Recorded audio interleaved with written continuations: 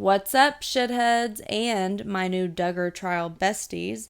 We ended day 4, part 2, with defense attorney Justin Galfan questioning the defense's first witness and computer expert, Michelle Bush. We will be starting day 5, part 1, with the cross-examination of Michelle Bush by Prosecutor Clayman. And, of course, this is not going to be a 100% word-for-word accurate representation of every single thing said and done in the courtroom, but rather me reading to you guys directly from my notes that I took during the trial to the best of my ability.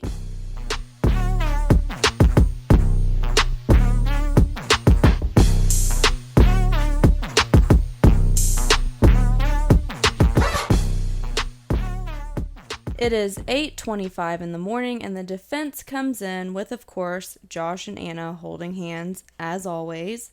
At 8:35 in the morning, we get the all rise for the judge and jury to enter the courtroom. Clayman, with the prosecution, will be questioning Michelle Bush on cross-examination.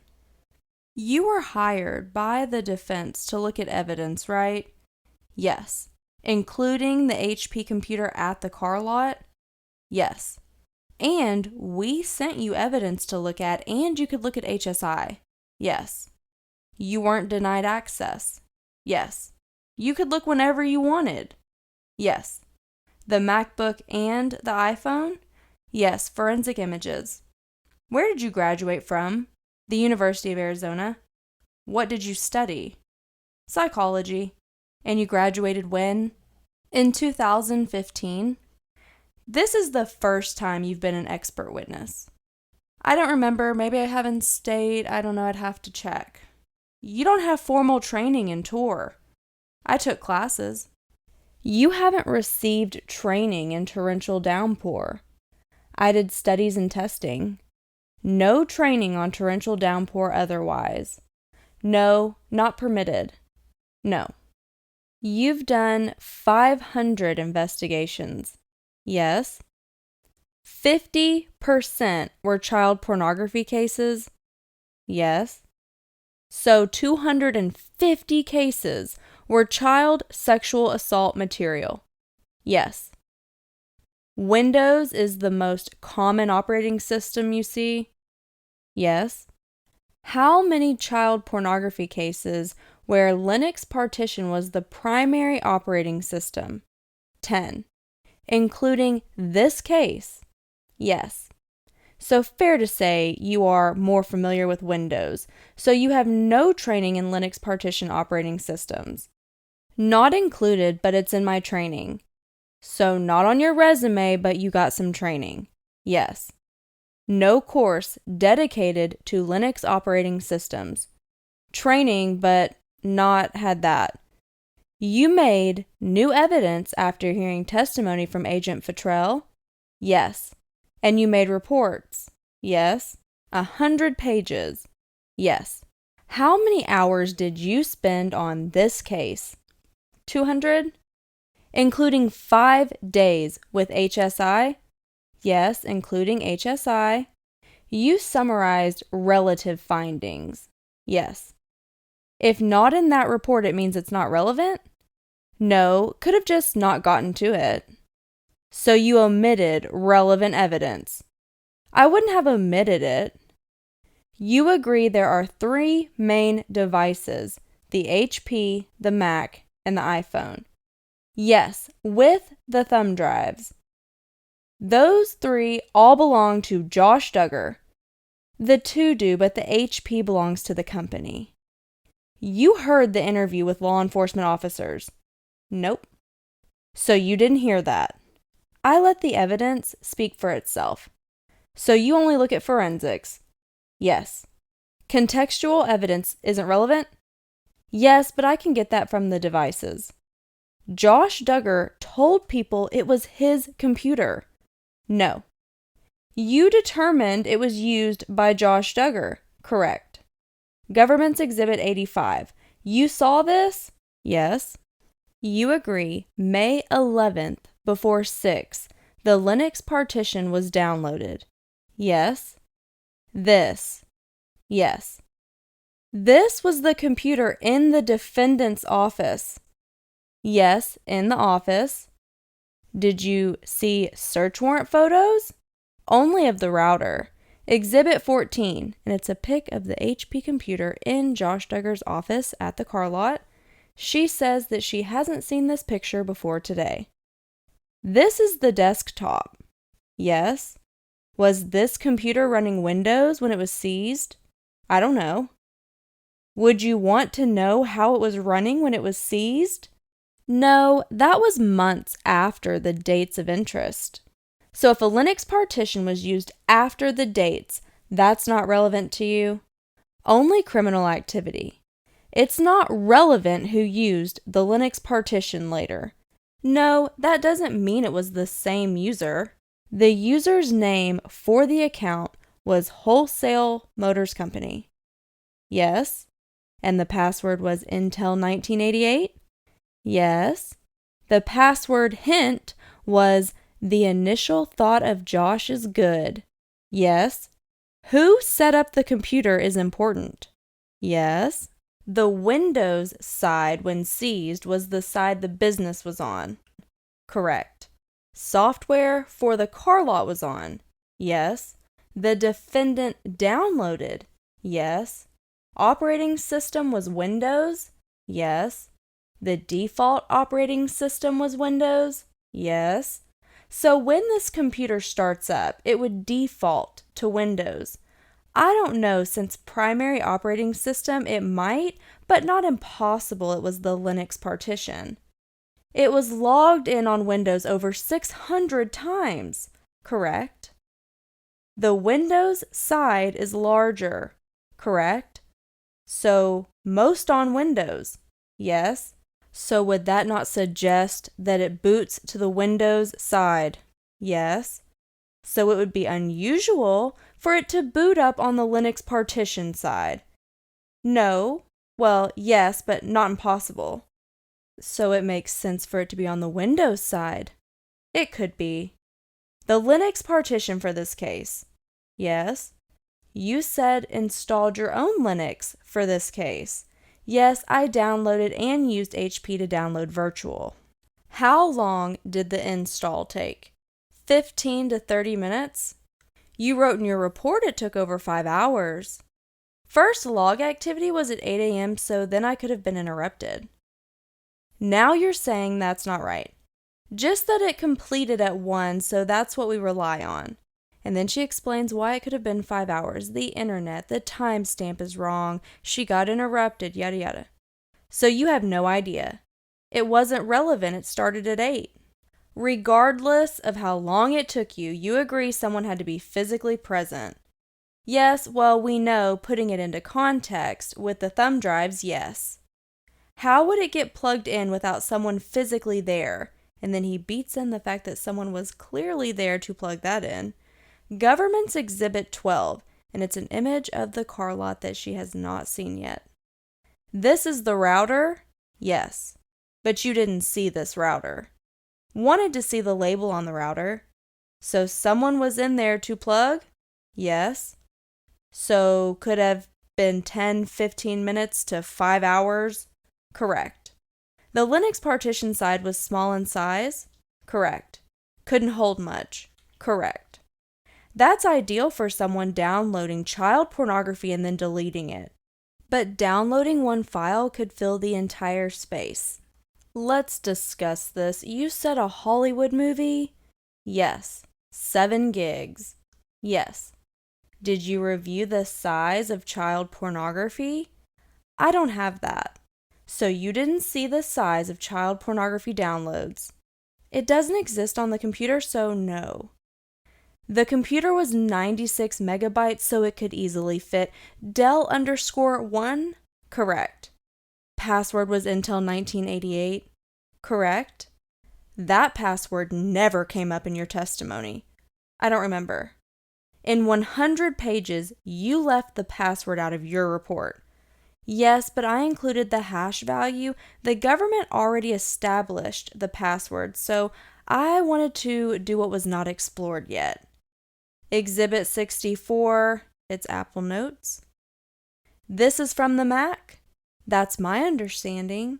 You examined the Mac. Yes.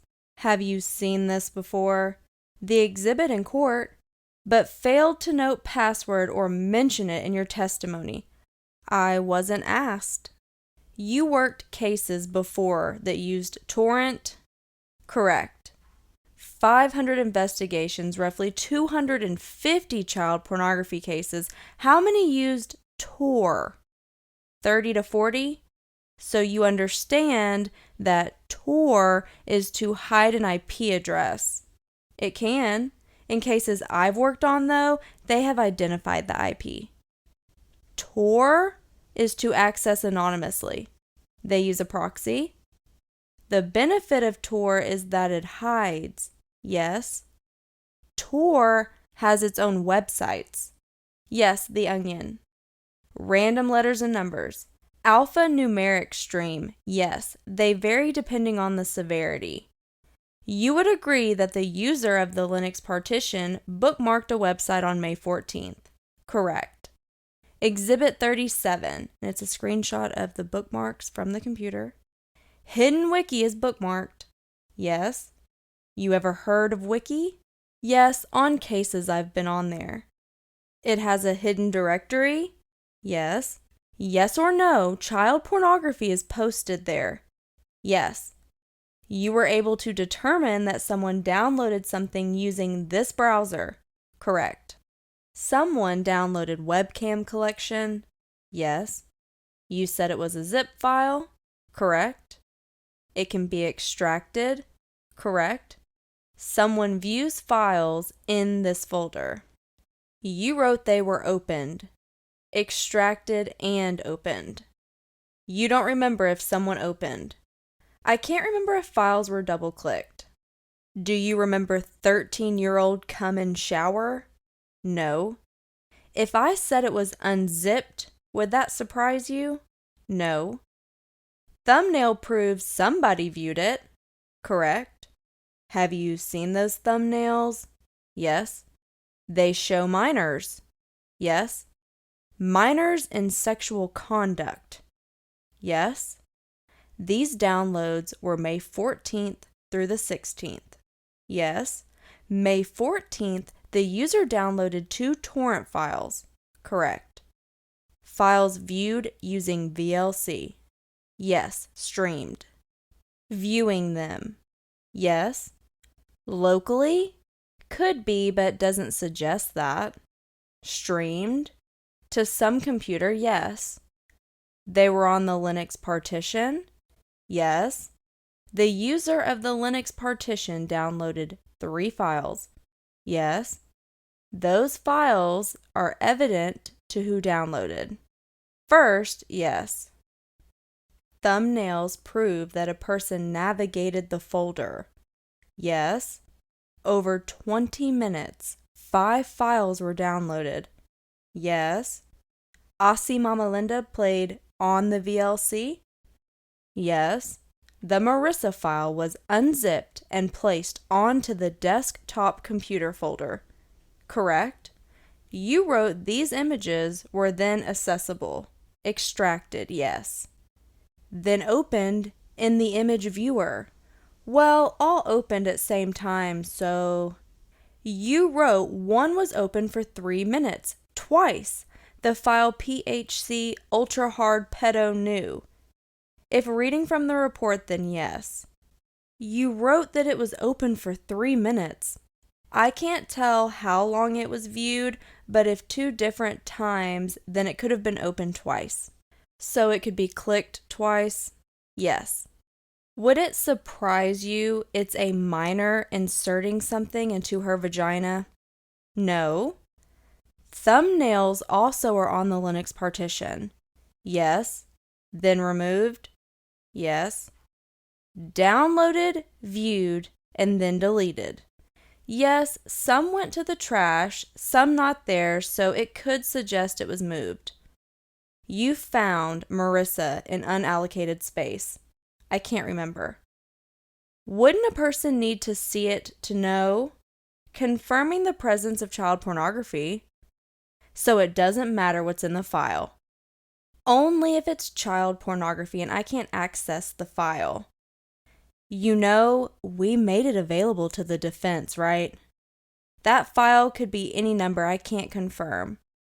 The thumbnail has a file, so it could have confirmed it that way.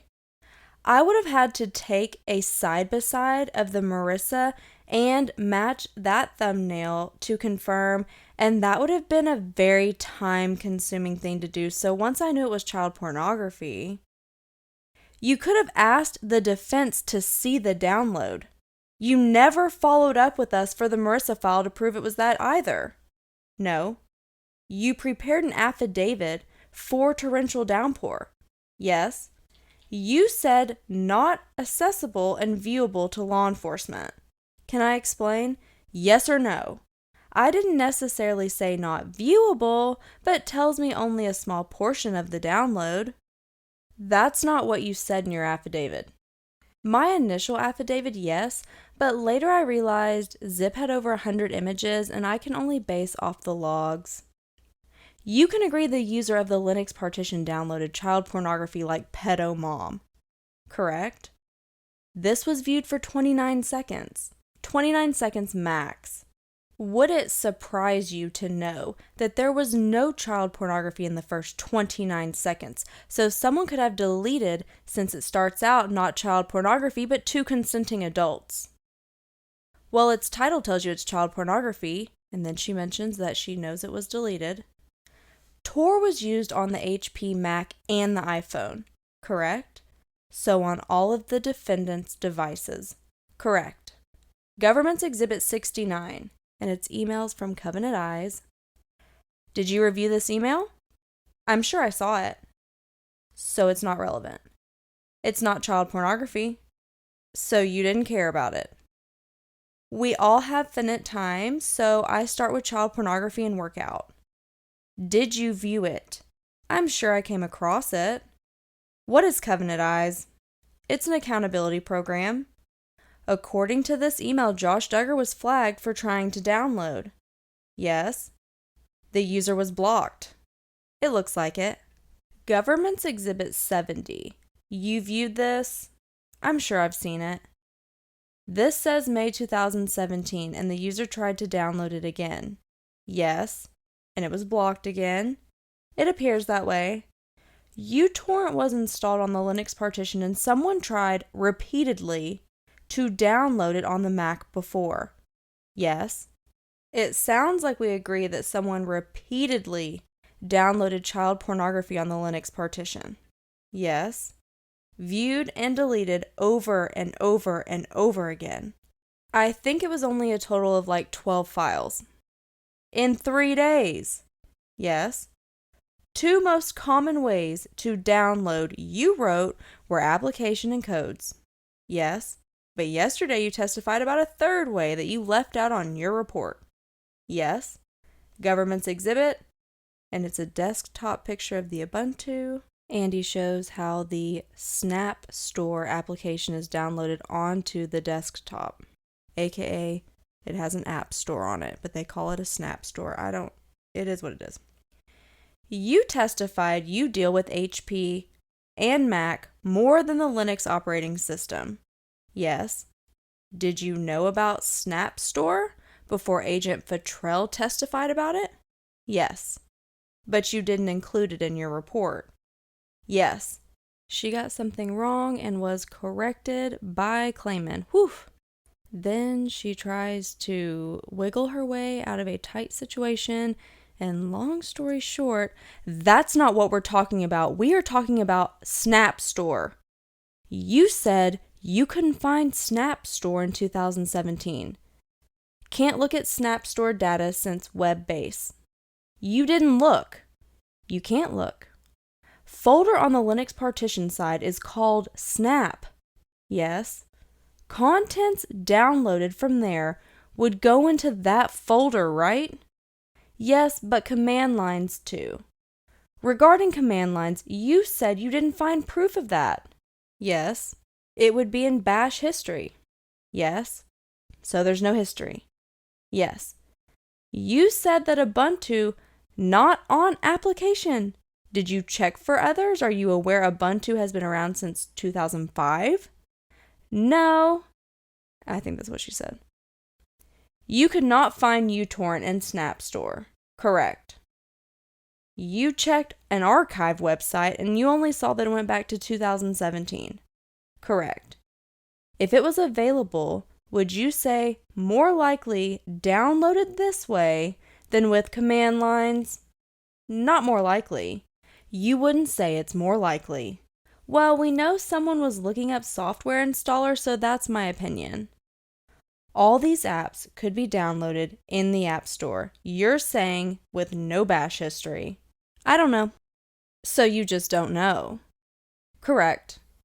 So you're speculating. No, they weren't in the file, the GUI, so could be done with command lines. But you don't know. There would be a trace, and since there's not, I think it's possible. You know about the Word document. Yes. That also didn't show, so whomever did that also used command lines? Or it was transferred. You said it was most likely a Dell computer since the username was Dell_1. We can't ignore that the user used Dell1. But you don't know. What about ignoring the password? How many times have you set up a Linux operating system? 50 times? You used virtual machine workstation? Yes. So you had to pick one and type it out. Specifically for this, yes. You said you can't use an underscore for the username. Yes. Exhibit 84, screen showing the error that she got on her computer when she apparently attempted to use the underscore for the username. You made this after Agent Futrell testified. Yes, but I've done it before. So you don't think it's possible. Not that I think it's impossible, but it's controversial. You said virtual machine automates the software. It can. This is showing virtual machine won't let you. Correct.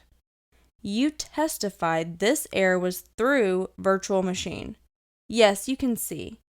Did you try another software to test it out there? Not when one can get it done. Could you put an underscore on HP? I couldn't.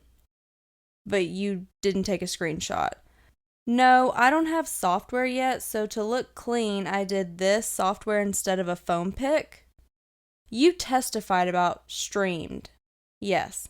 You said even though downloaded to Linux partitions, someone could be streaming. Yes. Government's Exhibit 5, it's a map of the car lot. So you're saying someone in this area? Yes. If someone was remotely accessing, they wouldn't need to stream. They could. Wouldn't it be quicker to double click? Well, you know video was 30 minutes, so could get on and off. Are you familiar with copy and pasting stream URL from torrent? Yes. You've done this before. Correct. All you have to do is right click and paste. You would have to make sure it was the right URL. So you can't just click copy and paste. I don't know what you mean, like drag and drop? I mean like copy and paste. But you need an input, so you aren't familiar with what I'm talking about. And then he repeats the question. So you aren't familiar with what I'm talking about? Yes. Computer logs activity, and it would log if it was accessed remotely. It's not that I didn't find it, it's that it's a small time frame and it was collected much later. So there's no evidence. The evidence I need doesn't exist. So you didn't find it. No. The logs never existed. No, you can't just stop the system from making them. You have no idea if there would be any evidence of that there. You have no idea what's contained in those logs. Yes, but not those dates. So you don't.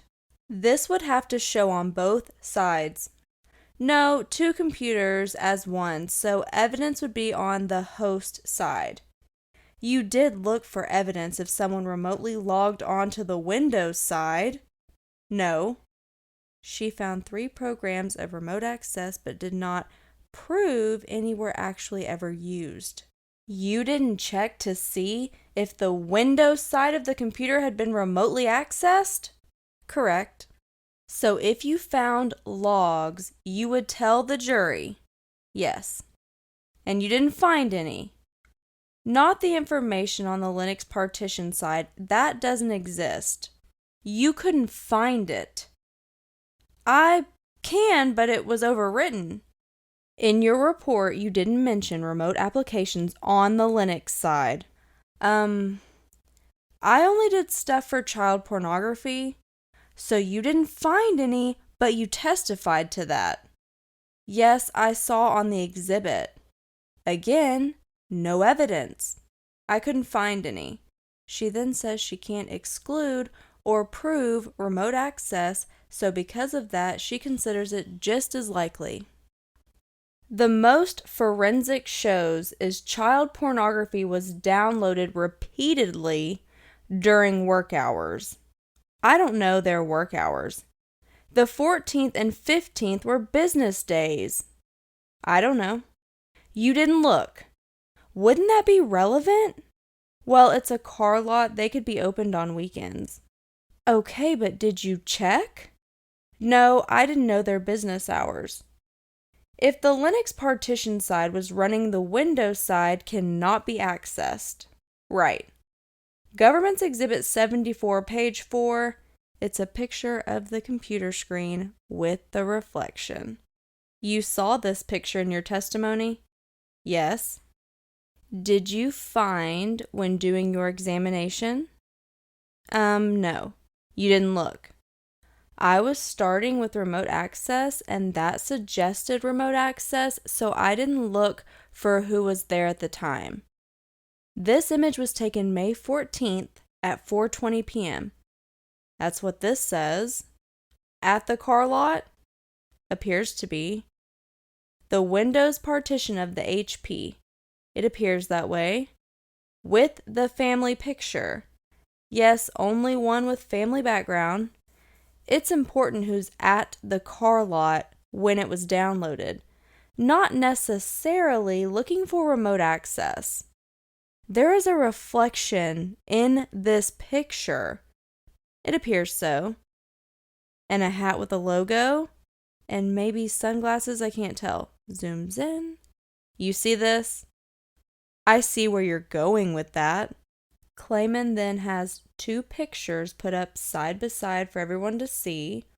On the left is the picture, the selfie that Josh took at Lowe's with Anna, and on the right is the picture of the computer screen with a reflection in it that clearly appears to be him. And then he goes over the dates and the times of the downloads and when the pictures were taken. That's a selfie of the defendant, and he appears to be wearing the same hat as shown in the reflection. Yes, it's a business hat. Government's Exhibit 38. Less than an hour after that picture was taken, somebody downloaded child pornography. If that picture is right. You didn't check the image? No. That night, somebody was downloading child pornography into the night, correct? And we know these two Tor files can catch child pornography, correct? Based on your theory, someone not there did this after this pic of him was taken, and somebody would have had to reboot the computer. Yes. And defendant would see that, if there. See access on the Linux partition side, correct? And use the password we saw, correct?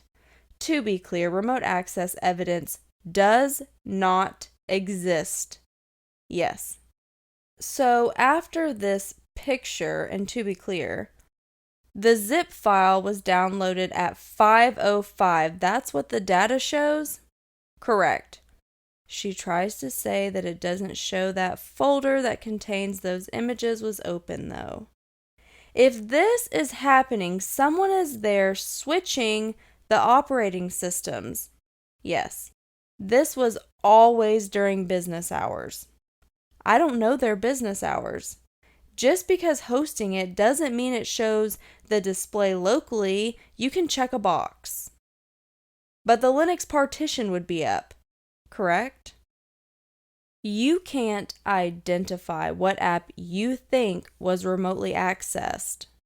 Well, it doesn't have to be an app, but it doesn't exist. Did you hear the interview where Josh Duggar discusses setting up the router? She didn't hear the interview about Josh Duggar setting up the router. She says the router is default. Defendant was telling law enforcement about this. I wasn't there. He told law enforcement that he reconfigured the router a week before. Side note, I have to point this out.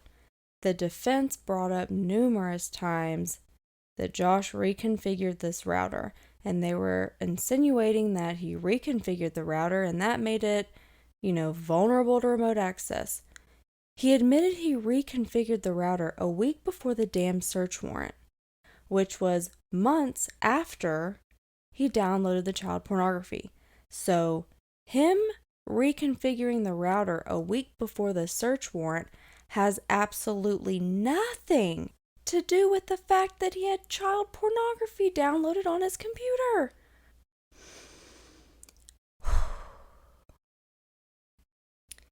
Did you see the router? No. Talk to the defendant about the router?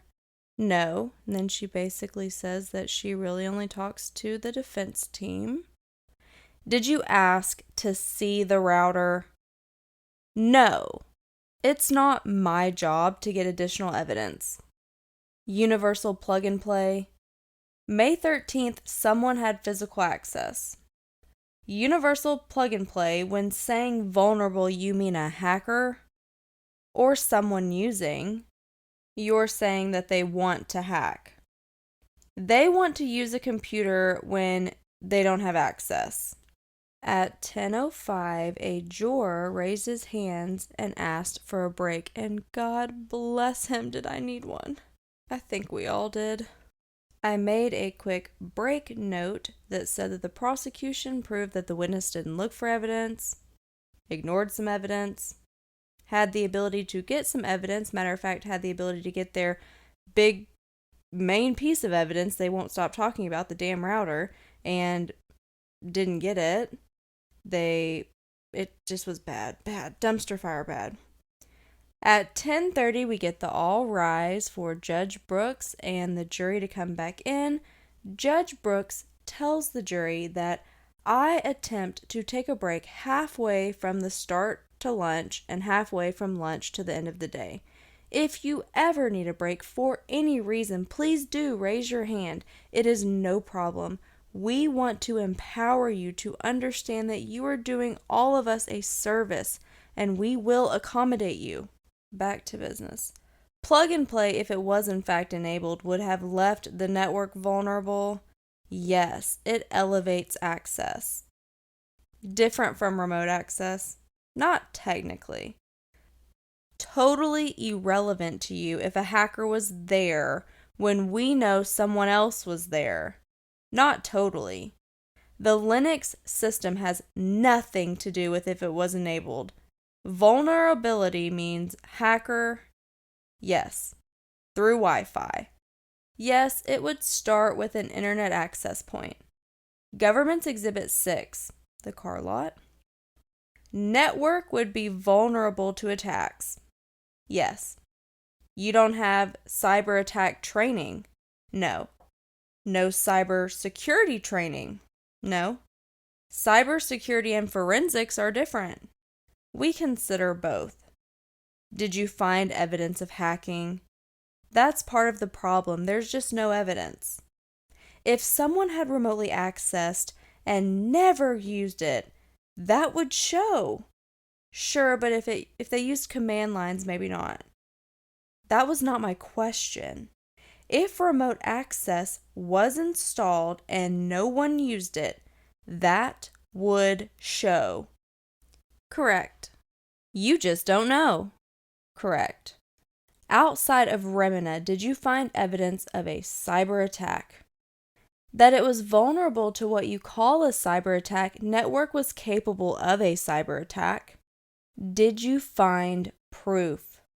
The log files don't exist, so no, those log files were generated automatically. You didn't find log files, so evidence doesn't exist. The log file was overwritten. No cyber attack. After May 16th, there's no evidence it was used remotely. No evidence of a cyber attack in log files, correct?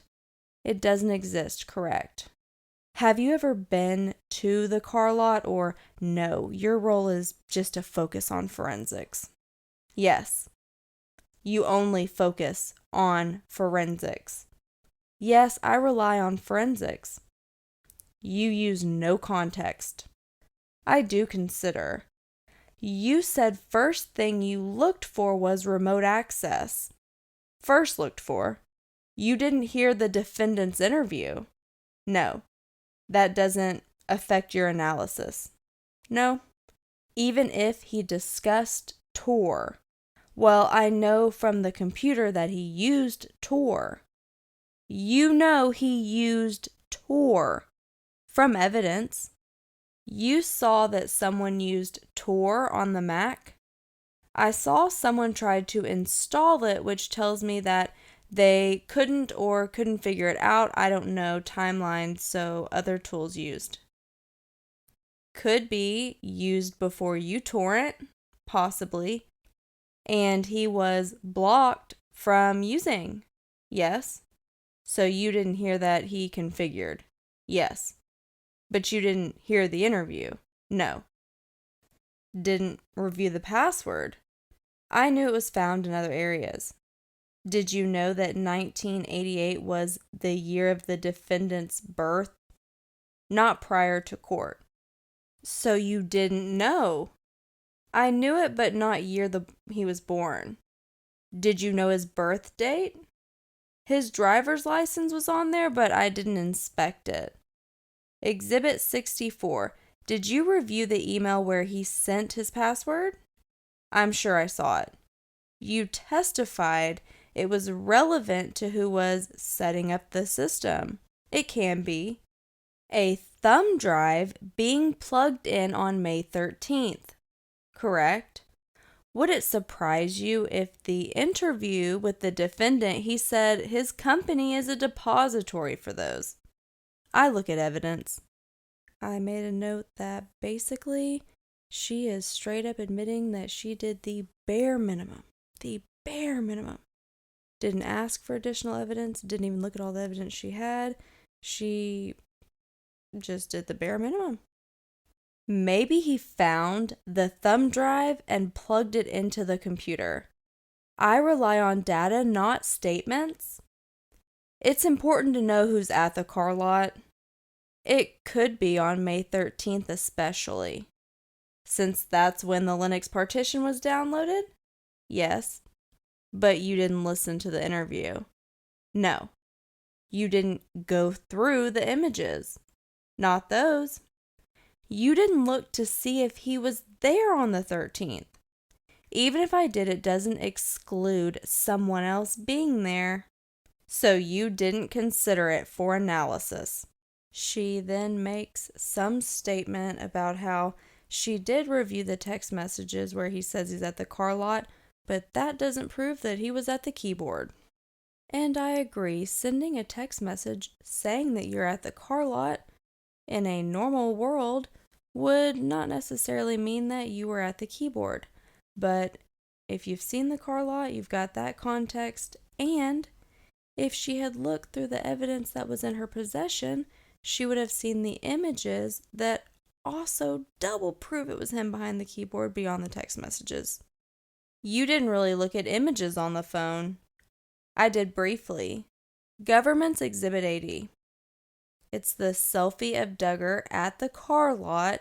It's from the iPhone and it's taken June 22nd, 2019 at 4:47 p.m. The geolocation of this picture is at the car lot. It appears so. Note, It's clear from the picture. It's at the car lot. The car lot is literally in the background of the picture, and it also has a clock showing in the picture as well. Government's Exhibit 30. And this is the only Word document that was made on the Linux partition side of the computer. And then he does a side-by-side, and he has the selfie that Josh Duggar took of himself at the car lot that he just showed. And then next to that is the only Word document found on the Linux partition side.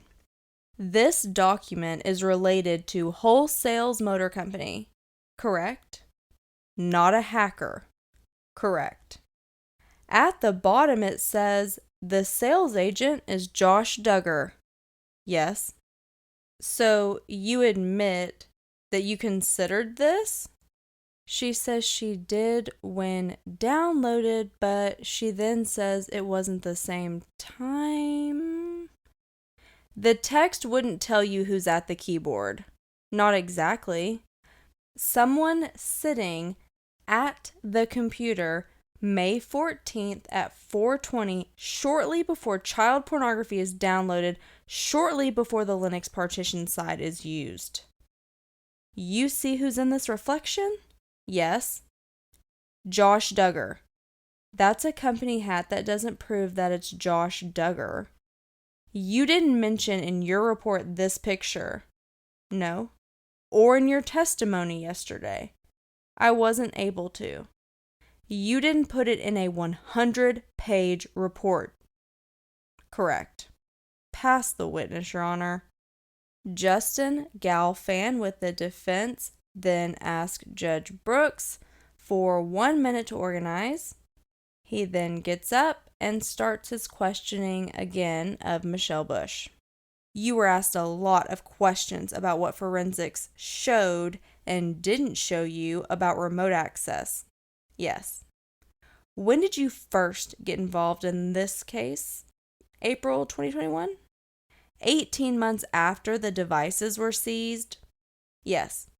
To state the obvious, you were limited in your evaluation? Yes. By what law enforcement reserved? Yes. You began to explain Linux partition log files, why you couldn't review them on May 2019. If Linux log files existed, a detailed list of collection of logs would exist. Most important is the system logs. With Linux, it's a lot of information, so over time it writes over it like a DVR. Since it's overwritten, I can't see the evidence, but info would have been there. Torrential downpour reflects download on May 14th and 15th? Correct. Had they seized back then, would you have been able to see the logs? Yes, the sooner the seize, the better the evidence. Was it your decision that law enforcement acted on that time frame? No. You were asked about the router? Yes. And if law enforcement reserved it, would you have wanted to view it? Yes. You were asked about an interview. Are you aware it was the same day they didn't get the router? I assumed it was the same as the search warrant. Would you like unlimited access to Tor downloads? Objection. Relevance. On cross, I'll allow him to explore to a certain point. Judge Brooks then tells Galfan that the objection is overruled, but he's fine, and by he means Prosecutor Clayman, to re-raise it depending on how far down this path you decide to go. Yes allowed both sides to understand the data. You were asked about frequency of the system. Yes. Do you understand Linux? Yes. Are you testifying as an expert? Yes. You were asked about the report that you prepared. Yes. How long was that report? 100 pages. Did it include an abundance of information? Yes. Did you review the government's reports? Yes. How long were those? 2 to 3 pages. You documented more than the government did? Yes, if you are counting pages. I thought to myself, what the fuck does that mean? You testified you stay focused on forensic evidence. Explain. It's my area, so no external facts, only data. Are you following a trail on the devices? Yes, I start with suspected child pornography and then the trail of breadcrumbs. Are you guessing? No, I'm working backwards. What's Frasier? A car dealer software. Windows-based? Yes. Regularly used? Yes. Does Frasier have car documents with sales? Yes, lots of that. You were asked if Windows was default and you said boot system. Can you explain? I use Mac, but I have Windows installed on my computer, so it looks like a Mac, but if you look at the boot, it's Windows. Where would you find the boot? On the hard drive. Devices have been in custody of law enforcement for over 2 years? Yes. Never in your possession? Yes. You were asked about the size. Why were you focused on the size? If being used to house media files, the BitTorrent network houses a bunch of files, so typically if being used, it needs a sufficient storage. So seeing the space was so minimal, it tells me it suggests how it was being used. Did you see possibility of remote access? Yes. Are you often able to rule out remote access? Yes, and I do. And do you rule that out? Yes, sometimes I have to tell lawyers they have no defense. You were asked about Del_1, do you recall? Yes. Defense Exhibit 84. It's the error screen from the virtual machine that she did. What led to this exhibit? The virtualization software allows someone to generate operating system without the device. It's trying to set up Ubuntu, and it wouldn't let me do it. Her understanding is a regular expression, how the system defines how you can name something, for example, A through Z, 1 through 100. Can you use Del_1 on Windows on the Linux partition? No. Why were you testing this? To mimic the system to see how complex. What does Del_1 tell you? That Del_1 is different and inconsistent with other usernames? Do you know when you constructed this test what the answer would be? No. What did you conclude from this error message? One more factor to consider, so it could mean they set up _ using command lines. Are you reaching conclusions on one artifact or the totality of the evidence? The totality. He asked if you mentioned the password. Yes, I mentioned the hash value, which is the same thing, it's just not coded. Was your focus on what the government did or didn't do? To answer the question, and I'm paraphrasing because I only caught parts of it, but she basically said that she does her stuff and not things beyond that. Exhibit 38, May 14th. You testified these files were extracted but not double-clicked on. Correct. To access data on a zip, you have to extract. When double-click, you just open the file, not files within it. They weren't opened. Explain how a thumbnail is auto-created. Thumbnails tell users what's in the folder without having to go in and open. So if you go in, you might see 5 even though the rest there were not opened. Was every video played streamed through VLC? Yes. Explain specifically what you found about streaming. Going over the network and URL, even if you stream a file, like streaming it still gives a path on the computer. What's the significance of being over the network? The chance that someone else is watching is much greater. You walked through streaming, and then talks about package capture. You testified that the pedomom torrent file was deleted approximately 29 seconds after the download. Correct. You were asked if you watched the file. Have you? No. What did you find in the trash file as it applies to this case?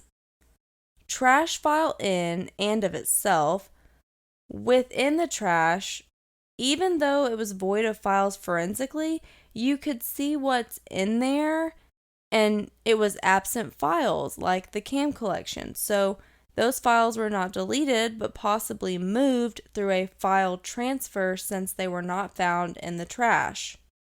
How does that play into remote access? Playing into where files are. None were on Josh Duggar's personal electronics. Yes. You were asked about torrential downpour, about log files for May 15th. Were the entirety of those files successfully downloaded? How many total pieces were downloaded? 11 or 12 out of 66 on the zip file, less than 10% of the zip file downloaded by the torrential downpour. Were you basing opinion after previous testimony? I'm saying a single archive file and they couldn't give it. You were asked about Covenant Eyes. Were those emails dated 2017? Correct. Those were associated with the Mac? Yes. What's your conclusion? They give 3 options for the download, so I was noting that the user was looking to download for the Mac version. Does that appear to be for Mac like Josh Duggar's computer with no child pornography? Yes. Can you run Mac or uTorrent on the Linux? Yes, through Darling. Note, that means no, you can't run Wine on there. You have to use Darling. So in 2017, you see attempt for Josh Duggar to download. Correct. Was Darling what was downloaded on the HP 2 years later? No, Windows. Installer file? User used default for Mac, so they went to the website to download. You testified that there were 3 ways to download on the Linux side. Correct. You both ruled out an installer. Yes. But an installer is what Mac was looking for. Correct. What is the significance of that? The patterns of Mac and HP are inconsistent. Let's get our bearings. You were in the courtroom for Agent Futrell's testimony? Government's Exhibit 30. Yes. All pages? Yes. To be clear, are these forensic artifacts that don't match evidence? Yes. The version of torrent? Yes. If someone wants to enter Snap Store, do you double-click? Yes. Is it even possible that uTorrent was installed through Snap Store? Not that I found. Archive.org didn't have evidence of advertising. That leaves one option. Command lines? Correct. You were asked about the Ubuntu software. Yes. Were you able to do what Agent Futrell did? No, I would probably be arrested. Why did you look at bash history? For evidence. To be clear, when looking for bash history, that's auto-generated when command lines are entered. Yes. The whole idea is that it shows. Speaking about yesterday's video demonstrative. Graphical user interface is a GUI. GUI. GNOME is the GUI that would tell how it was used in the system. If Snap Store was used, would that appear in GNOME? Yes. Did you test that yourself? Yes, I did. Local are networks. Devices connected to a network internally that also then connects out to YouTube, etc. You walked us through what follows this 127, and that's the code for the computer. Correct. What do they reflect? They locate what's hosting this material, an application and port number. When evaluating remote access, what, if any, significance is that to ports? It's an example of how this activity is suspicious. Torrent doesn't change ports, so the fact that someone consistently changed ports tells me that that is suspicious. And then they show on the screen, one starts with 27256, one is 63835, one is 43142, and one is 27386. This is directly related to uTorrent? Correct. Made 3 days ever? Correct. Over that small time period, 3 days, and really only just 12 minutes, the ports keep changing? Correct. Exhibit 60. Does this reflect that universal plug-and-play was enabled on the router when downloaded? Correct. You were asked about the interview where they are discussing the router.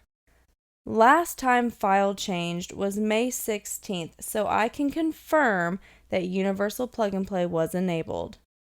UPnP equals 63835? Correct. Is that the same port that appears a lot in the government's exhibits? Yes. So same port that the government says was filled when streamed. Correct. May 14th through May 16th, it was enabled. Yes. What does that mean? That the network was extremely vulnerable. If someone gained access for even 5 minutes, they could do whatever they wanted. So the door is open, able to walk in. Yes. They just needed access. Correct. Even for just 2 minutes. Correct. Note that we just went from 5 minutes down to 2 minutes. If someone was remotely logging in, where do they have to be? They could be anywhere, so if someone was near the car lot for just 10 seconds, note that they just went from 5 minutes to 2 minutes, and now it's just 10 seconds. They mentioned copy URL for streaming. Yes. Tell why you think the VLC doesn't factor. I still know streamed. That's all that matters. Have you ever seen universal plug-and-play setting in these cases? No. Have you ever seen the combination of the two? No, I have not, which is why it tells me the person is very tech savvy. In what government experts' results was streaming universal plug-and-play on their reports? None. So you followed these leads? Yes. Did you know where you would end up? No. Do you sometimes end up where it's bad for your client? Yes. Can you think of any reason someone from Wholesale's Motor Company would choose to stream? I thought about that, and I can only think if they didn't know where the file was. What was done here would allow someone to access and use Wholesale Motors Company as a host. Yes. You were asked if you can prove for sure someone used remote access. Yes. Based on your analysis of this case, how likely is remote access? I would say that it's not just likely, it's actually very probable. So not only possible, But probable? Yes. Does that include universal plug and play? Yes. What else? The small storage space, the immediate deletion of the file, the username. Lots of forensic artifacts that lean towards someone else? Yes. Do you wish that you had the router? Yes. You were asked about a dual boot? Yes. You were asked if Linux partition and Windows can run at the same time, correct? They cannot run at the same time, correct. They can't run at the same moment, but they can run within minutes of each other, yes. The display locally box. Media server like Netflix, so you have the option to display locally, but the default is not locally. What's your opinion on the display? Since the default is not, that's my assumption. Exhibit 74, and it's the reflection pic. Do you see a face here? I don't see it. You were asked about this and metadata. Correct. Have you verified this EXIF data? No, not independently. May we approach? Counsel approaches the bench and they are chatting it up with Judge Brooks when Judge Brooks says that we are going to go ahead and break for lunch, and you guys know what that means, so I am going to end Day 5 Part 1 right here, and I will be back with Day 5 Part 2 just as fast as I can.